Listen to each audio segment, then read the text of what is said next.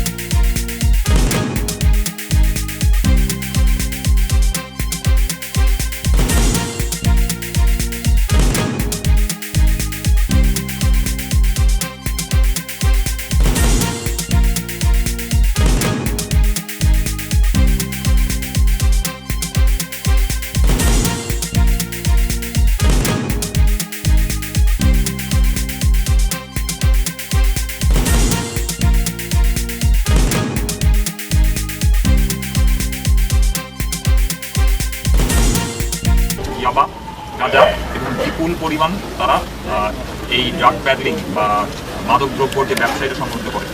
মূলত এখান থেকেই লোকজন এই সায়দাবাদে থেকে যে গাড়িগুলো চিটাং করে যায় কিংবা গাড়িগুলো ইন হয় এবং আশেপাশের এলাকায় আধিপত্য বিস্তার কেন্দ্র করে দুপক্ষের মধ্যে সংঘর্ষ লিপ্ত হয়। স্থানীয় সাধারণ মানুষকে বিভিন্ন সমস্ত ভয়ভীতি দেখায়, অনেক সময় জখম করে, কুপিয়ে আহত করে এবং বিভিন্ন ধরনের অপর সংগঠন করে। এই উদ্দেশ্যকে সামনে রেখে আজকে আমরা রাতের 12টার পরে একটা অভিযান পরিচালনা করি। এখন আমার ঘড়িতে বাজে প্রায় 4:33। পাম্পে আমাদের কাছে সুনির্দিষ্ট তথ্য ছিল যে এখান থেকে ইয়াবাটা মূলত বিক্রি করা হয়।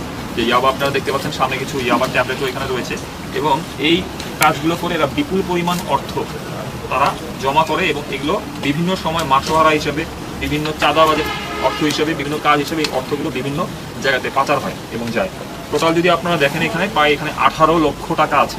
18 লক্ষ টাকা আমরা আজকে জব্দ করেছি, যেটার যিনি মালিক বা কিছু অংশের মালিক তার নাম হচ্ছে মিস্টার সুজন, যিনার একটা পাসপোর্ট আমরা জব্দ করেছি তার বাসা থেকে।